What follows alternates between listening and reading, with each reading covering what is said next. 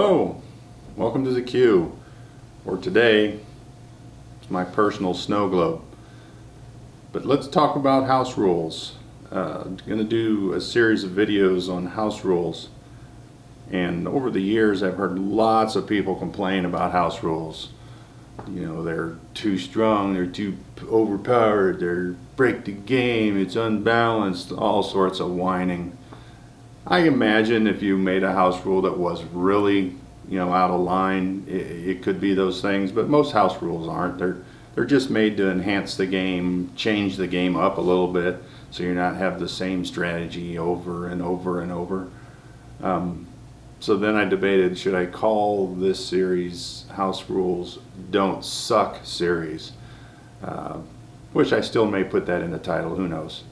But either way, today I want to start with the very first house rule that I ever used in Axis and Allies. And as far as I know, it's mine. I created it, but I'm sure someone else has used it somewhere else. But we'll get on to that. And this house rule comes to you from the classic game in the 80s. Well, here we are with the old classic board and some pieces on it.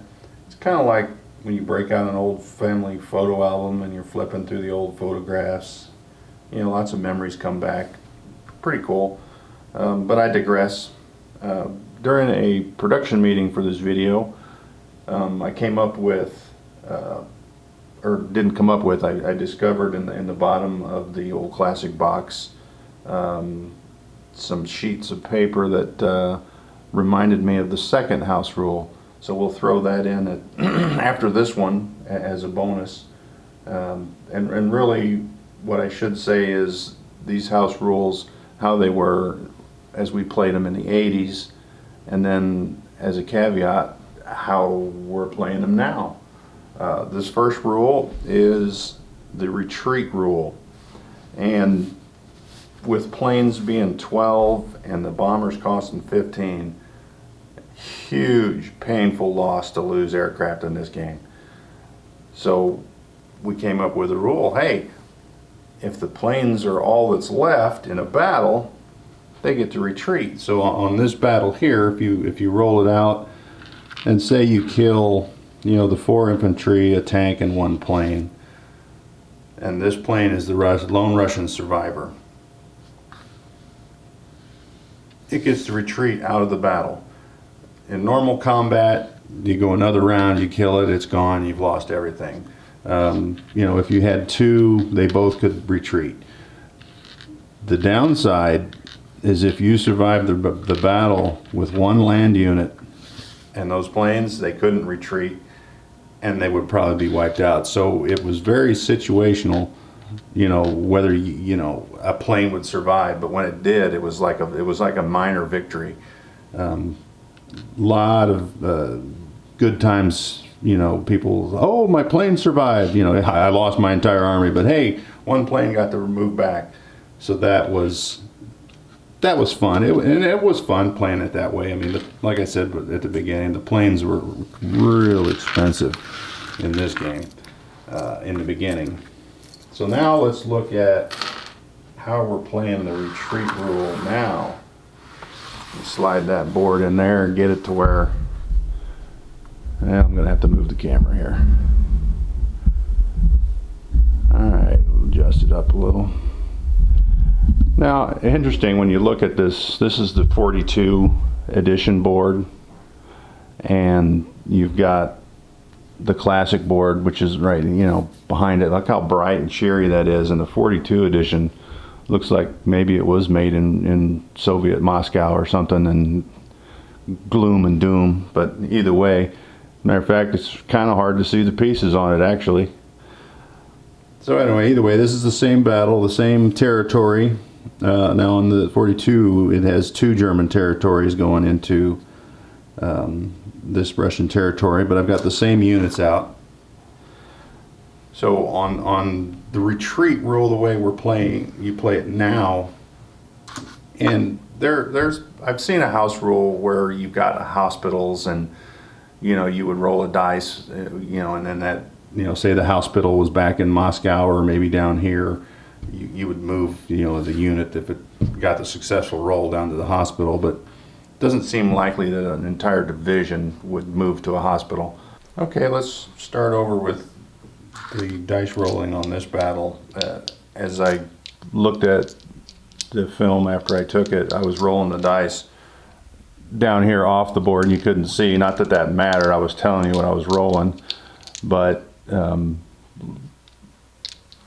whole idea of this retreat rule is that a particular unit that is destroyed, if they roll a 6, they get to retreat into a zone, whether it's, if Russia owned these two zones, they could retreat into that. Any attacking unit that's destroyed just goes back to where it came from.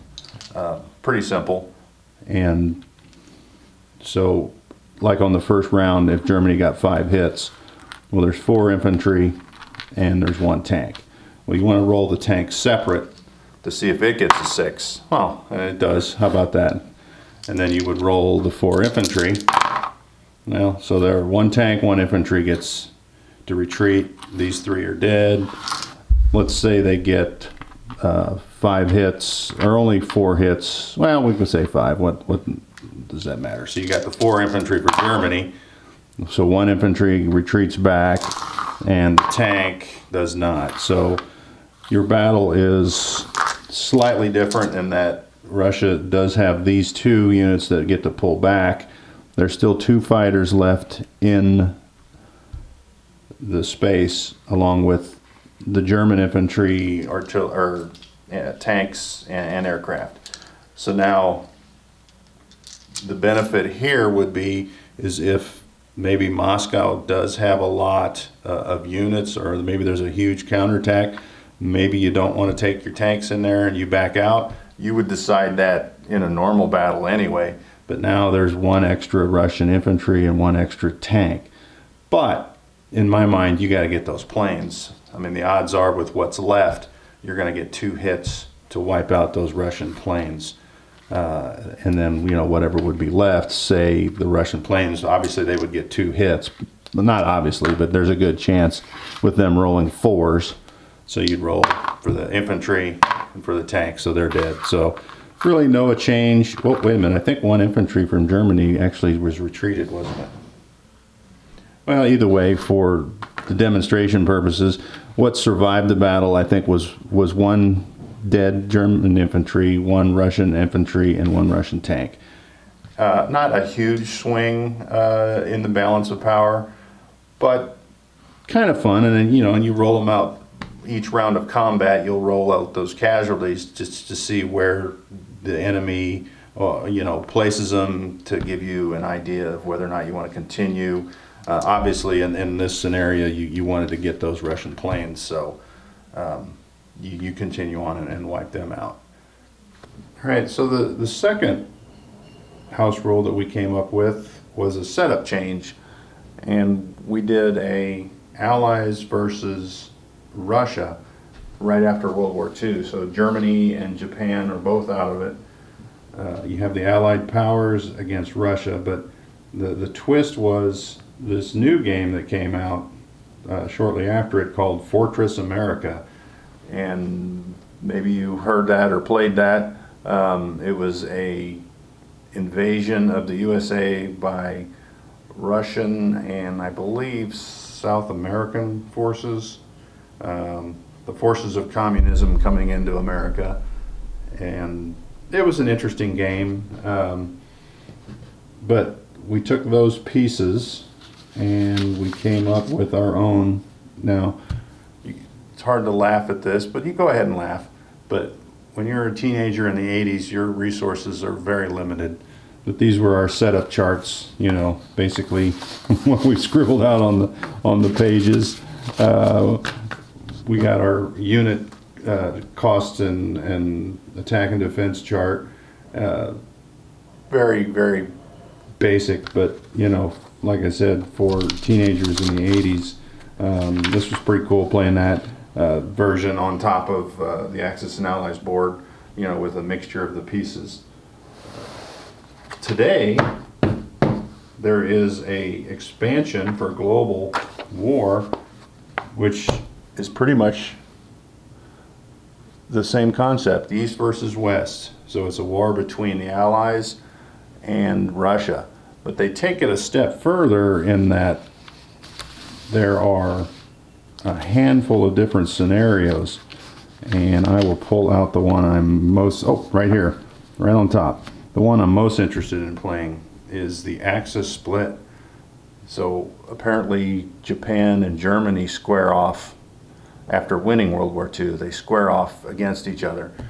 That's a concept I hadn't thought about, so that should be fun. But you've got, you know, a version where Russia attacks the Allies. Here's where the Allies attack Russia. And then I think there are some different charts and play areas, but I think if you look within here, there's also some versions where you can just play off of your game. Like if you started in 36 and you got to 45 and your game's over, you could continue on based off certain events that are on the map. So you could continue that forward, you know, with some new tech and new units and new results. But you know, that makes for a really long game. You really got to have that set up, you know, and you play it, you know, over several weekends.